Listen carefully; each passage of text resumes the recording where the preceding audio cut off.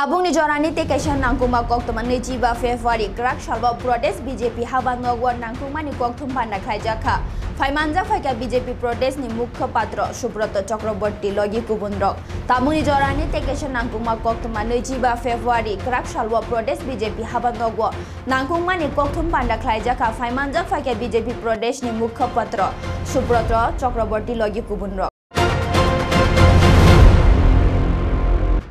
অমিত ভাই সাহাজিকে অনেক অনেক আন্তরিক অভিনন্দন জানাই, ধন্যবাদ জানাই এবং কৃতজ্ঞতা জানাই।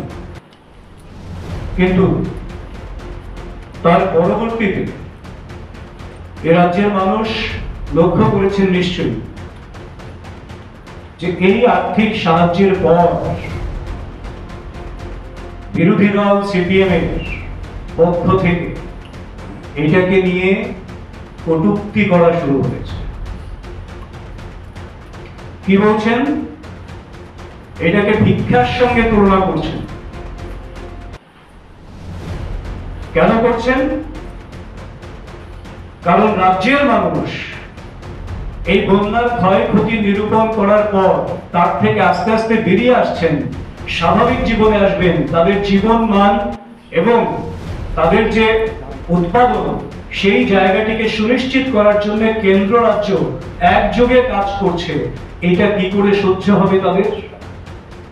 কারণ যে সরকারটি ৩৫ বছর ক্ষমতায় ছিল শুধুমাত্র একটা লক্ষ্যমাত্র ছিল মানুষের মধ্যে অভাব জিইয়ে রাখো এবং অভাব জিইয়ে রেখে মানুষকে লেজুর বৃত্তি করানোকে বাধ্য করো, যাতে করে অভাব জিইয়ে থাকলে লেজুর বৃত্তি করতে করতে এরা সিপিএম এর দাসত্ব করবে। এই মনোবৃত্তি নিয়ে যারা মানুষের সঙ্গে ব্যবহার করে তারই ফলশ্রুতিতে এই সাহায্যের পর যখন মানুষ তার থেকে বেরিয়ে আসছেন সেটাকে নিয়ে কটূক্তি করছেন। কারণ তারা হলে কি করতেন, তারা সেটা ভালো করে জানেন।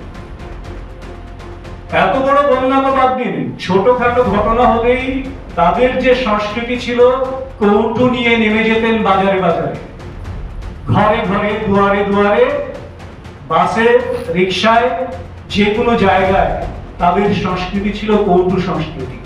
কারণ এই কৌটোতে কোত্থেকে অর্থ আসছে, কোথায় যাচ্ছে, মানুষের কাছে কতটা লাগছে সেটা কিন্তু তারা কোনোদিন হিসেব দেননি। এই কৌটো তাদের ভান্ডারকে স্ফীত করেছিল আর মানুষের দুঃখ যন্ত্রণাকে দুঃখ যন্ত্রণার কবলেই থাকতে বাধ্য করেছিল। আর সেই সঙ্গে কেন্দ্র দেয় না, কেন্দ্রীয় বঞ্চনার গীত গেয়ে গেয়ে দিল্লিতে কংগ্রেস সিপিএম এর বেতালি করে করে আর এখানে কুস্তি দেখিয়ে মানুষকে বিভ্রান্ত করার রাজনীতি করেছিলেন। কাজেই এখানে তার বিপরীত একটি সরকার যেটা জনগণের জন্য দায়বদ্ধতা নিয়ে কাজ করছেন, সব অংশের মানুষের, বিশেষ করে যারা পিছিয়ে পড়া অংশের মানুষ কিংবা যারা বিভিন্নভাবে সমস্যা কবলিত তাদের সমস্যা থেকে বার করে আনার জন্য যখন প্রতিনিয়ত চেষ্টা করছেন, সেই সময় তারা এই ধরনের কটূক্তি করাকে আমরা তীব্র ধিক্কার জানাই, নিন্দা জানাই এবং এটা অশোভনীয় আমরা বলি।